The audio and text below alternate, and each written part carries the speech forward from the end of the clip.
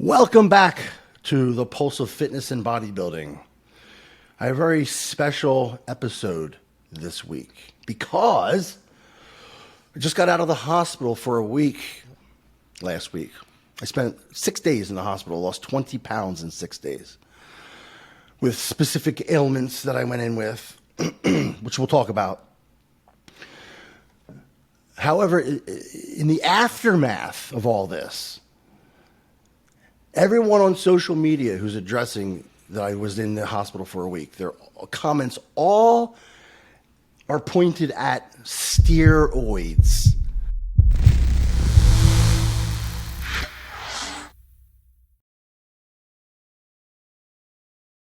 Well, this is why you have to start rethinking your life, Dave. You stop living in the past. They keep saying stop living in the past. I want to know why staying in shape as you get older is labeled living in the past, when it's, to me, just trying to safeguard my future. That's how I look at it. It's like, I could let myself go and be the average 57-year-old man, but why if I don't have to? And I can do it relatively safely. Why? How is that living in the past?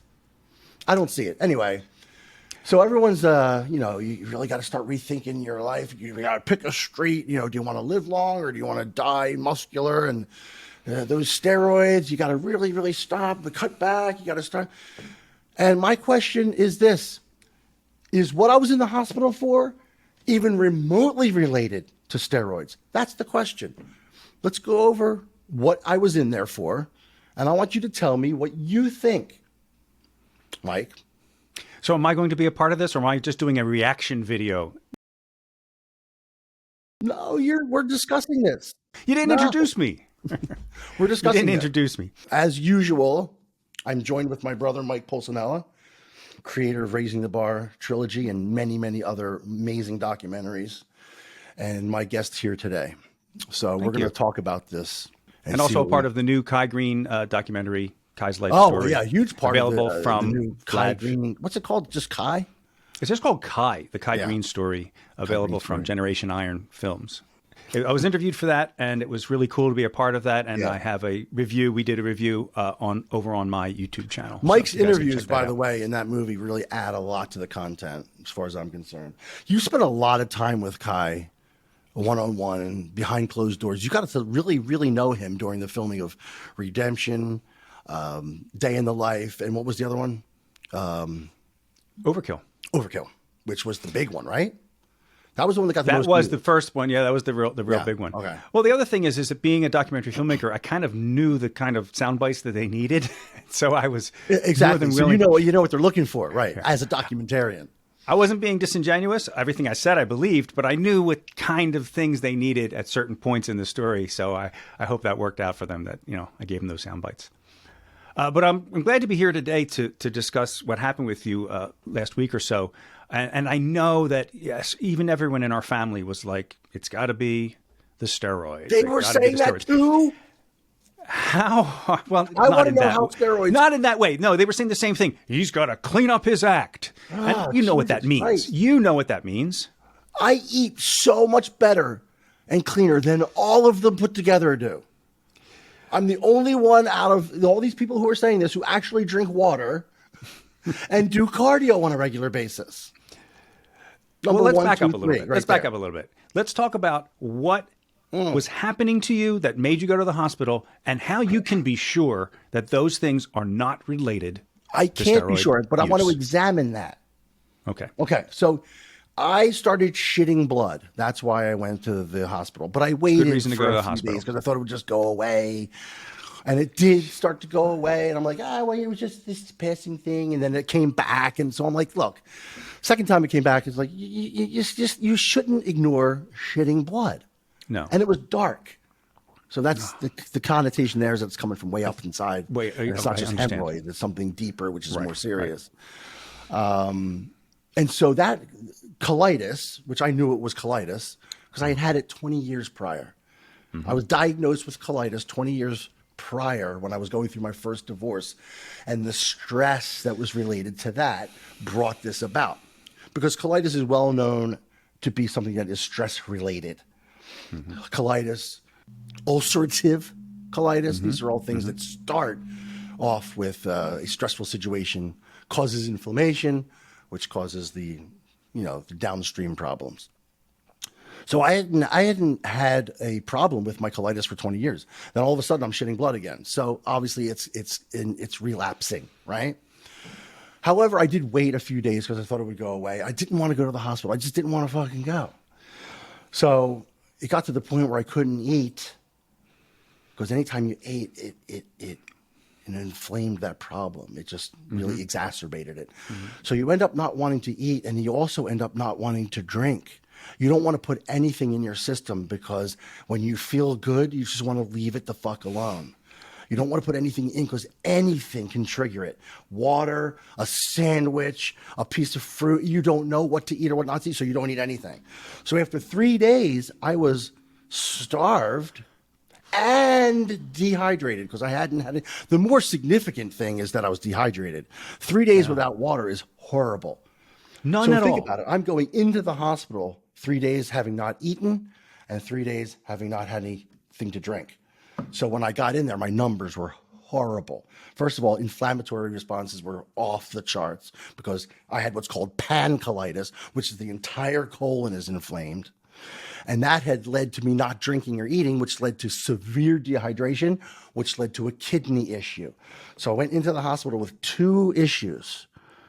Kidney issues due to dehydration was what they told me, and pancolitis. Now, when you have pancolitis, do you feel it? Is there a feeling in your guts all the way? It's so inflamed that you feel like you have a brick-sized turd right at the opening of your colon that you can't, there's no way you could push out, but it's not a turd. It's not a turd. It's inflammation closing in on itself and closing that hole to the point where you might have an empty colon, but you feel like you're trying to push something out, but nothing's there. The only thing I can compare it to is when you have a sinus infection and the sinuses become inflamed and it feels like you need to blow your nose, it's exactly but there's nothing like that to come out. It's really just everything's so inflamed. It's just closing up the You ever take passageway. Viagra and it completely clogs up this entire area? Just don't lie. My ears Viagra. turn red. My ears turn red. So I'm not gonna deny Viagra it. does It's great that, stuff. and It's it fun causes stuff. and there's no snot in there. It's all your sinuses just all inflamed and pushing against each other. So that's what happens in the colon as well. Wow. And it's funny too because I swore up and down that there was something in there that I was blocked. And the first doctor who saw me actually agreed to stick his finger up my ass. He goes, look, we can solve this right now. I can tell you if there's something up there or not, at least within this much range, you know? So I said, in a desperation, I was like, yeah, just fucking do it. So he went up as far as he could and he didn't feel anything. So he's like, there's really nothing up there. So what you're feeling is the inflammation, which blew my mind because that's a lot of inflammation. So I had to go on what's called the BRAT diet. So think about this. I'm going into the hospital not having eaten any real food or had any beverages. And then they put me on this BRAT diet for my kidneys and for my colon. Banana, rice, applesauce, and toast. So no protein, obviously for the kidney issue. But that's 2 of the 6 foods that work. I thought that too. Did you really? Yeah, I did. But anyway, that's almost like starving. So it was pretty harsh, man. And the only way they can get fluids in me is by an IV. So they started the IV fluids right away, and that started bringing my kidney numbers down. My question is this, 20 years ago, I had a very stressful thing that caused me this colitis, and now it's relapsed. So how is that from steroids? How is that from steroids? How is that from steroids? It doesn't seem to be related. However, it doesn't. However, there have been several. So I'm going to play the other end of this. There have been several, Mike Francois for one, John Meadows for another, who have been pretty much positively diagnosed as having gastrointestinal issues that were caused by the bodybuilding lifestyle, it seemed.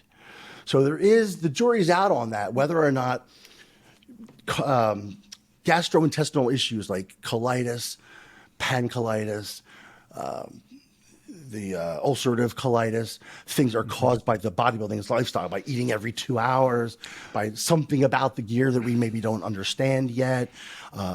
the stress. That's what I was gonna say is I know for a fact that from the age of 14 till you went into the hospital, your entire gastrointestinal system from your stomach all the way has been packed full of food, and as soon as some comes out, you're shoving more in. I've watched the way you eat every 2 hours, and I'm one of the few people in the universe who've actually done that for 20 years straight. I understand.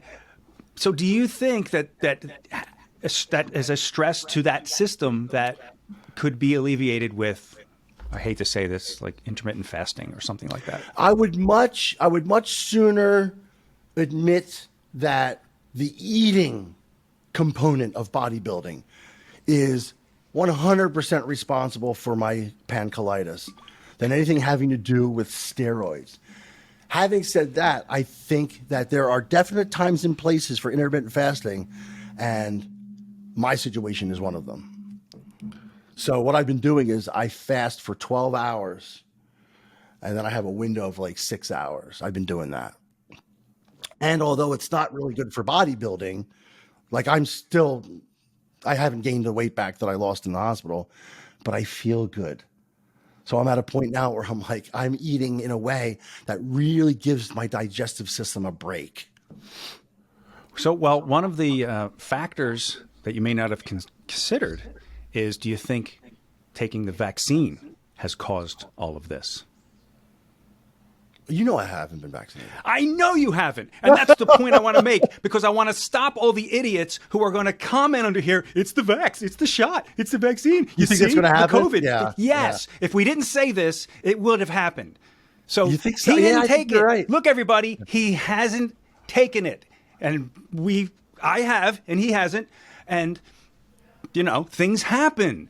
Yeah. Things happen. People have been bombing our video. This is definitely not from the vax people.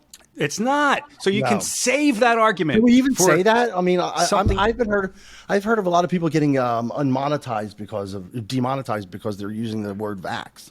Is that true? So they say. I'm not sure about that. I'll bleep it if I have to. But anyway, this is an important point to make because I'm not vaccinated. I haven't had COVID.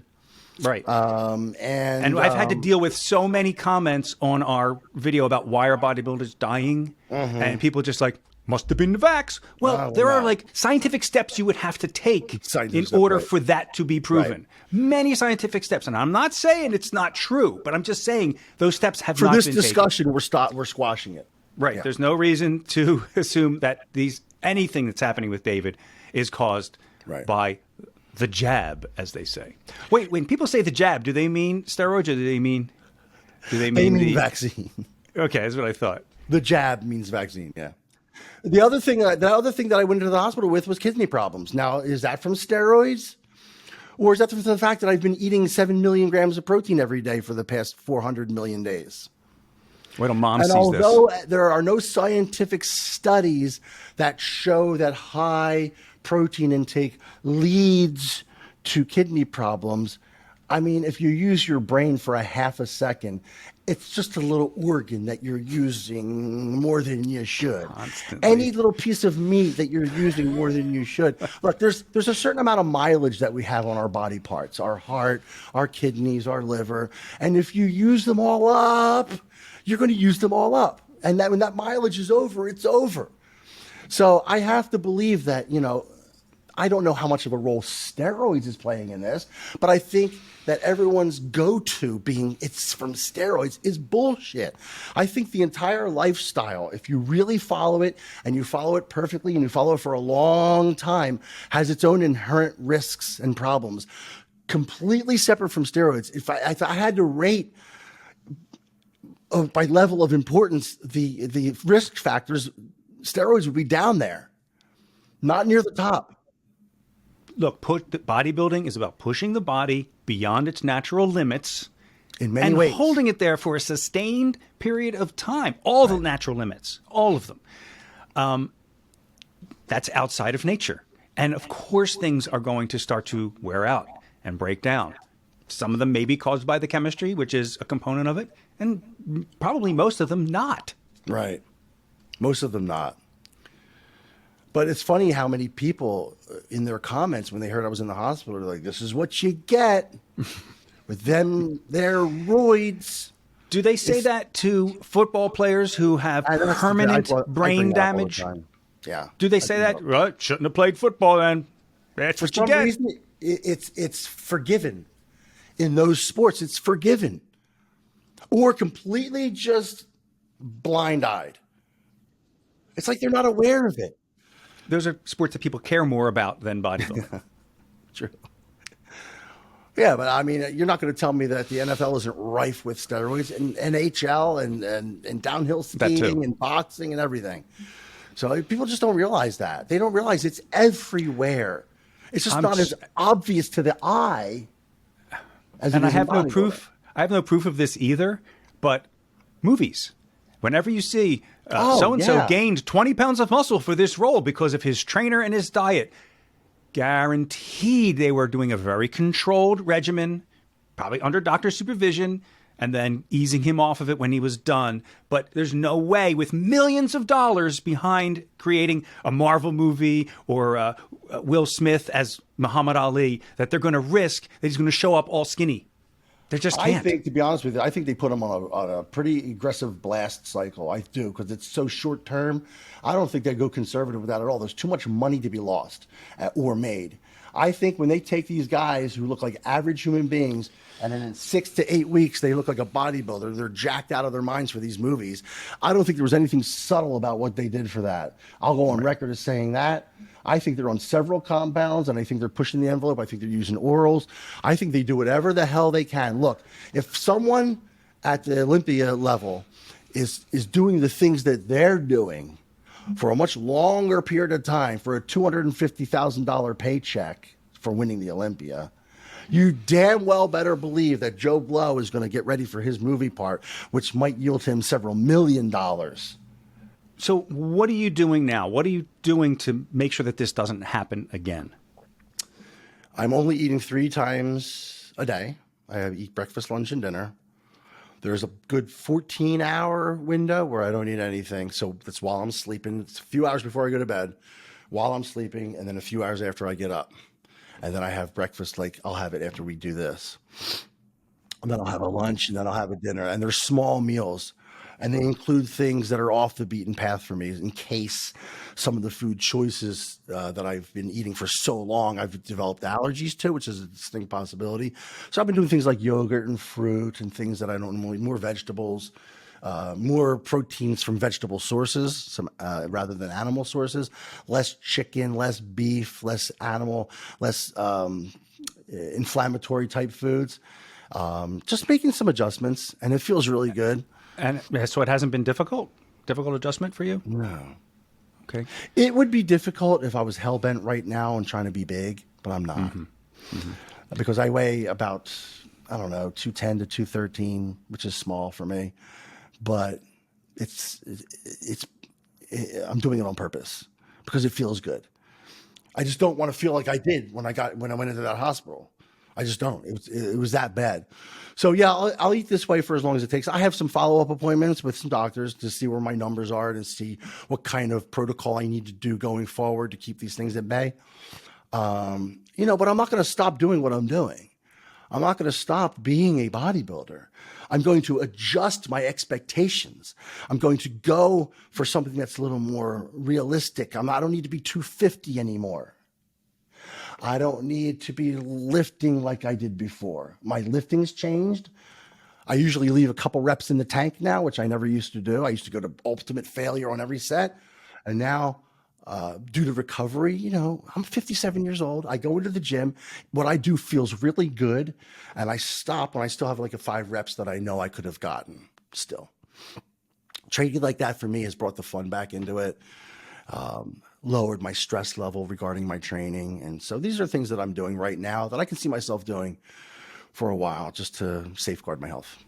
I hope Mom doesn't watch this because I know she's going to say, I told him eating the same thing over and over again will cause allergies. Did she yell at you yet?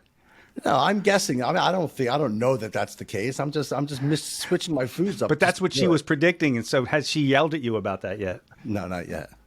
Oh, that's coming. No. But, my bottom line here is, why is steroids always the scapegoat? Why? Right. Right. Why? The jury is out. Did steroids put me in the hospital? I don't know. You don't know. But the jury's out on that. And as long as the jury's out on that, why are we going to 100% say it's from steroids? I mean, it's much more likely the stress I was going through from my first divorce and my dehydration from not having had anything to drink for 3 days brought my numbers up.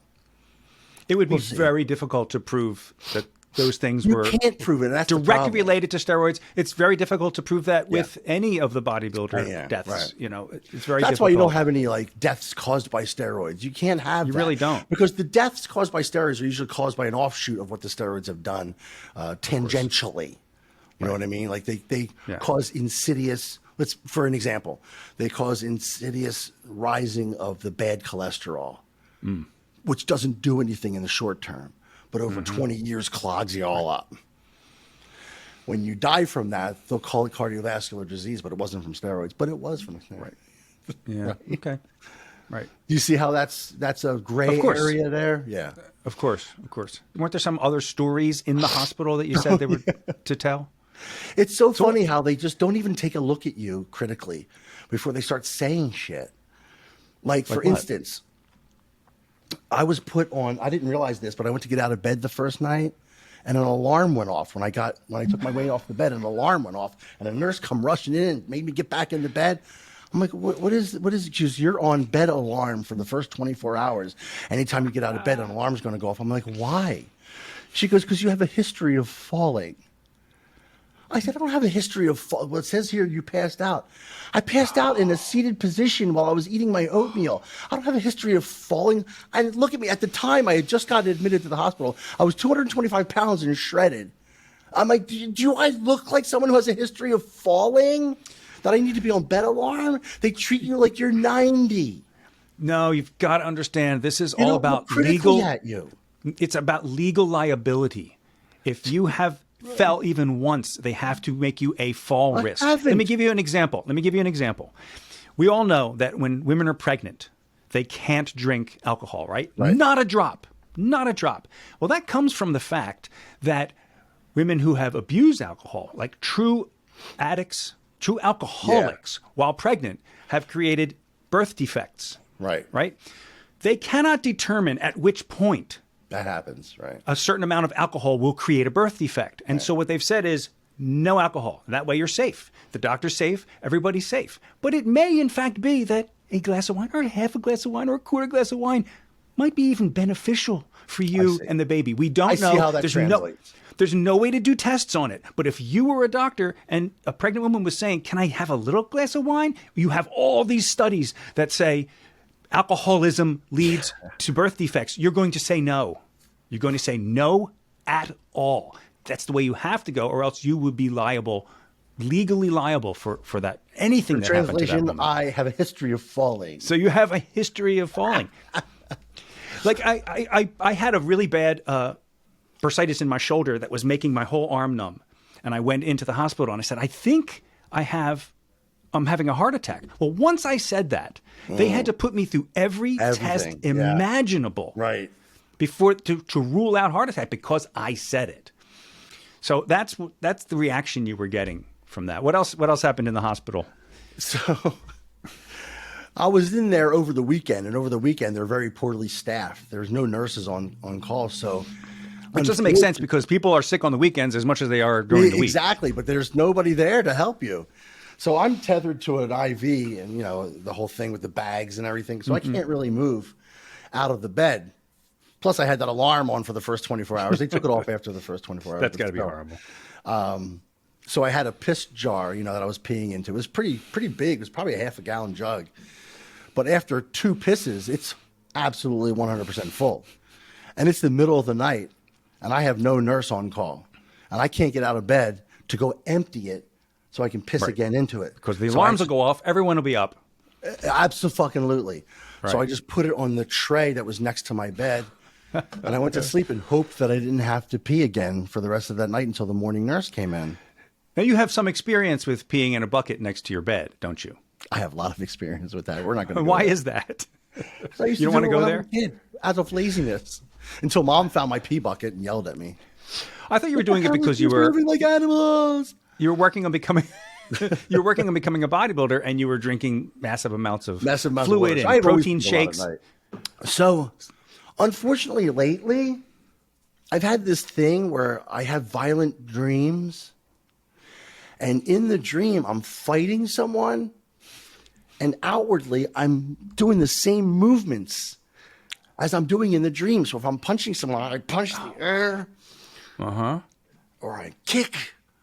And in this particular dream, someone was coming at me and I wanted to kick their face. And so I used with my left leg, I went to kick their face in my sleep. And instead I kicked my piss bucket and it went flying everywhere, full of a half a gallon of piss. It went on the walls, on the tray table where they put my food. There was a puddle on the floor, half-inch deep.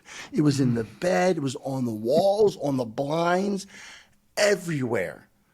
And I just sat there and I thought, and I looked down. I put my phone light on so I could see. And I went down and I was like, oh, I've destroyed the entire room. I don't know what to do.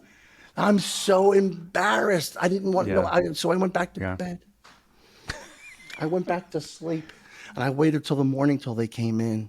And what did you say? The nurse came in and I heard her say, oh my, what is this? And I woke up and I said, I didn't know what to say. So I simply looked at her. I said, I had an accident. How do I explain it? I was fighting someone in my dream and I kicked my piss bucket. So they had to clean it all up. It was so mortifying.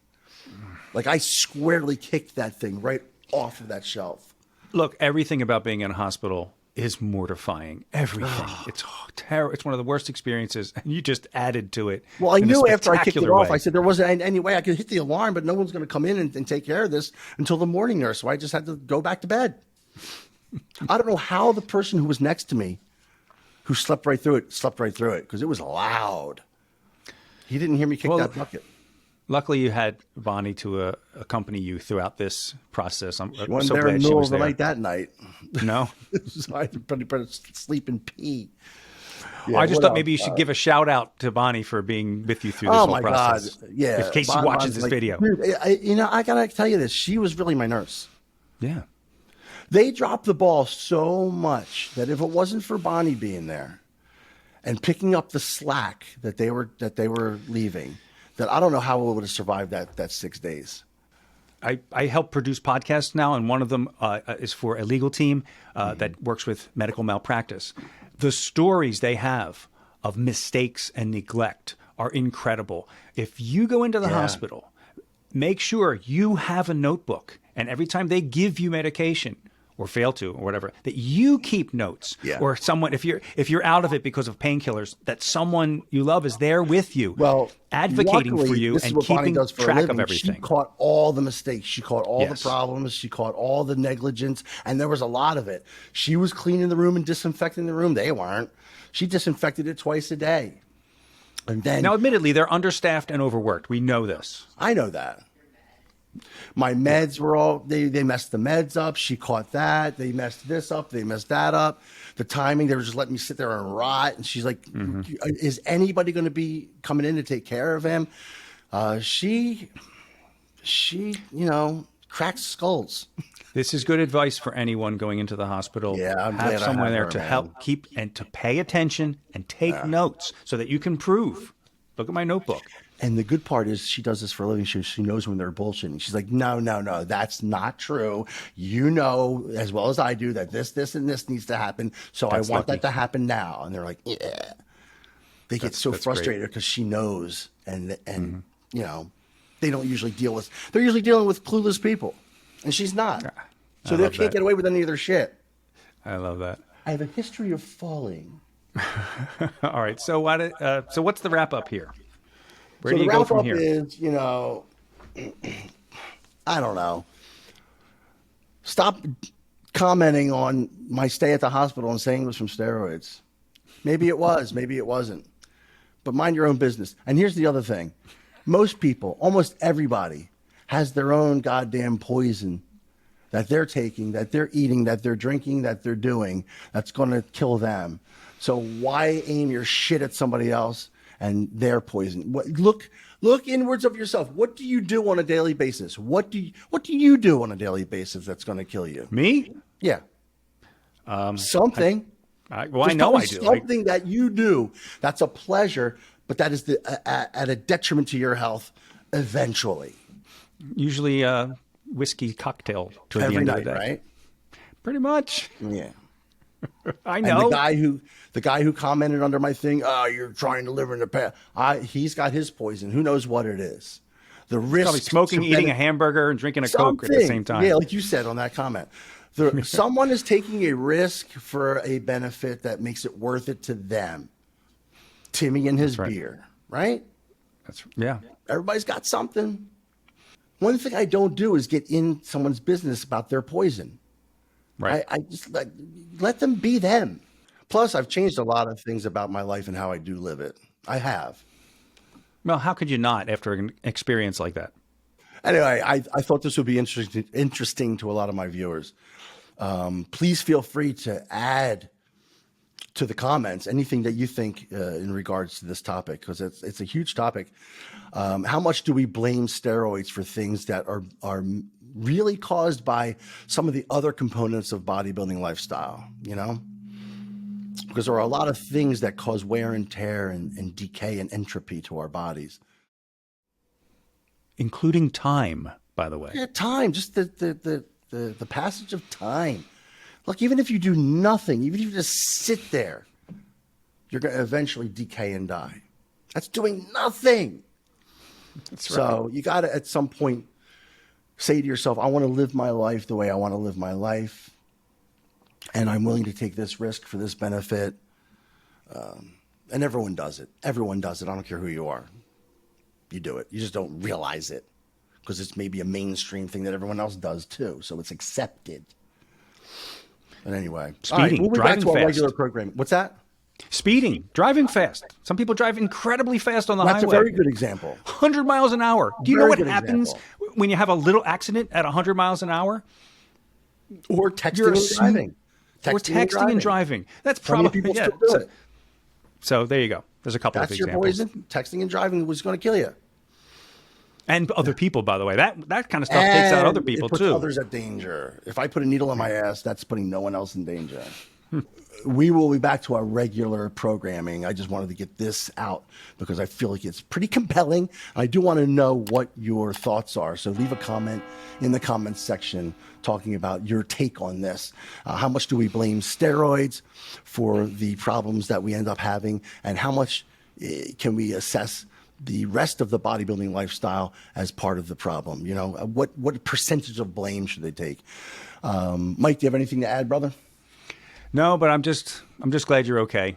We were really worried about you for a while, and so I'm glad it wasn't as bad as it sounded pretty bad at times. So I'm glad you're feeling better. Well, it was when I first got there, but they took care of things for the most part. I'm just glad to see you and that we're doing this again. So I'm being happy. proactive about it. So